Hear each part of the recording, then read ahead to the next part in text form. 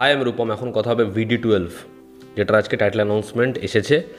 এই টিজারটা কেমন লাগলো সেটা নিয়ে আমরা কথা বলবো। এবং আমরা জানি যে তিনজন এর যে টিজারটায় ভয়েস ওভার দিয়েছে, হিন্দিতে রণবীর কাপুর, তেলেগুতে NTR এবং তামিলে সুরিয়া।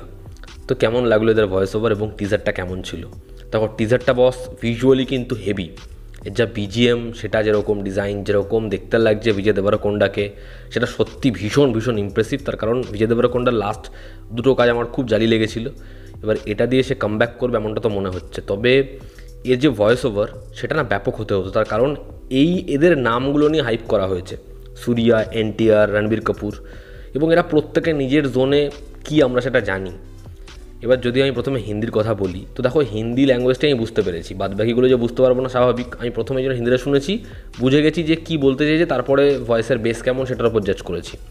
হিন্দিতে মনোলগটা রণবীর কাপুর হেভি দিয়েছে, এবং যেরকমভাবে ওই মনোলগটা গেছে, যেরকমভাবে এই একটা জায়গা, সেটার জন্য কতবার মানুষকে মরতে হয়েছে এবং তোমাকে লড়তে হবে, মরতে হবে, যতক্ষণ না সেখানে একজন কেউ আসছে।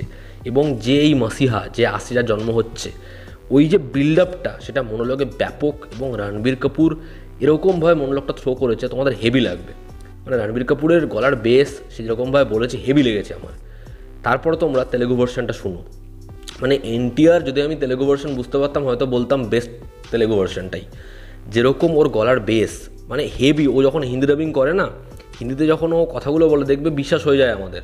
বাদবাকি একটারা করলে আমাদের 19-20 মনে হয়, কিন্তু NTR এত ভালোভাবে মানে হিন্দিটাও বলতে পারে, আর ওর গলার ভয়েসটাই এত অ্যাট্রাকটিভ যে ভালো লাগবেই।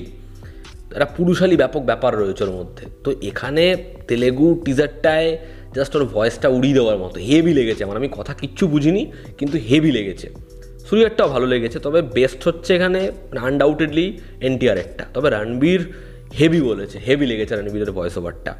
এবার যদি টিজারটায় আসি, তা প্রথম কথা হচ্ছে এর যা লুক অ্যান্ড ফিল, যেরকম এখানে জায়গাটা দেখাচ্ছে, দেখবে একদম ওপেনিং যে শটটা, একটা জাহাজ পিছনে রয়েছে, যেরকমভাবে মানুষদেরকে মারা হচ্ছে, যেরকমভাবে আর্মি অ্যাট্যাক করছে ওদের ওপরে, ওরা যেরকমভাবে লড়ে যাচ্ছে, এবং বারবার ফ্রেমসগুলো দেখলে বোঝা যায় যে একটা টাইমলাইনের গল্প বলছে না।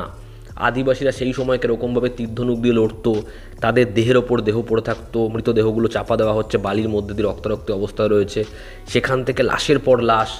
কিন্তু যখন এন্ট্রিটা হলো, ওই সংলাপটা শেষ হচ্ছে এবং বিজয় দেবরকোন্ডা আসছে, ব্যাকশটে তাকে দেখা যাচ্ছে, ক্যামেরাটা আপলিফটেড হচ্ছে, এবং সে এসে যেরকমভাবে ভোল্টকে ওই শিলটা ধরলো, এইটুকু জায়গাটা দেখা যাচ্ছে ব্যাপক। যেরকম বিয়ার, ওই গুড়ি গুড়ি চুল, হেভি লাগছে বিজয় দেবরকোন্ডাকে দেখতে। এবং তারপরে ওই যে ফাইট সিকোয়েন্সটা হয়ে গেছে, বোঝা যাচ্ছে জেলের মধ্যে বৃষ্টি পড়ছে, ও চিৎকার করছে, লোকে ওকে চিয়ার আপ করছে, ওই শটটা সেরা, হেভি লাগছে। ওকে পাওয়ারফুল দেখার জন্য একদম লো অ্যাঙ্গেল থেকে ক্যামেরাটা সেট করা, দারুণ লাগছে। এবং যেরকম লুক অ্যান্ড ফিল। আর আরও একটা শট রয়েছে, দেখবে দুটো শট পরপর রাখা নেই, যে ঠিক আগের একটা সময় ওই শিল্ডের মতো একটা জায়গাতে একজন পা রাখবে, তার পায়ে বালা মতো পরানো। তো মেবি এখানে রিইনকার্নেশন হতে পারে, বা মেবি এখানে এমন হতে পারে যে ও যখন নিজের গল্পটা জানলো, বা নিজের পরিবারের কারো একটা বিশাল বড় ত্যাগের গল্প জানলো, তখনও বুঝতে পারলো যে আমি কাদের প্রোটেক্টর, আমার কি করা উচিত। কারণ টিজারের একদম শেষ দিকে দেখবে, যখন ওকে ইন্টারোগেট করা হচ্ছে বা ওর থেকে সাহায্য চাওয়া হচ্ছে, ও বলছে मैं कुछ भी करूँगा, मैं कुछ भी करूँगा, सब कुछ आग लगा दूंगा, যেরকমভাবে বলছে, তা বোঝা যাচ্ছে যে ও না এই আর্মিদের হয়ে লড়বে, বা আর্মিদের মানে মধ্যে অন্যতম হয়ে যাবে। কারণ যখন ও যাচ্ছে ওদের মধ্যে, ফোর্সের সামনে চলে গেল, ওকে কেউ ধরলো না, ওরকমভাবে টর্চার করলো না, ওর মধ্যে ঢুকে গেল, তো মেবি এই ক্যারেক্টারটা এই আদিবাসীদের আগেনস্টে চলে যাবে।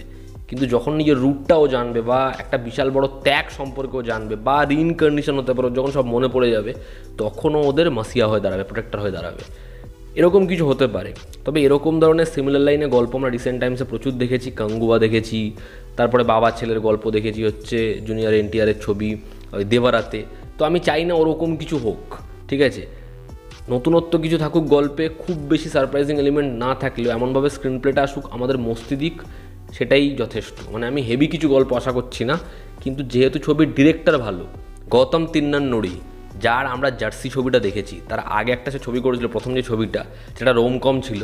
তো সে ভীষণ ভালো ডিরেক্টর, এবং তার থেকে এরকম একটা কন্টেন্ট আমি তো আশাই করি না, যেরকম ধরনের ছবি সে বানিয়ে এসেছে।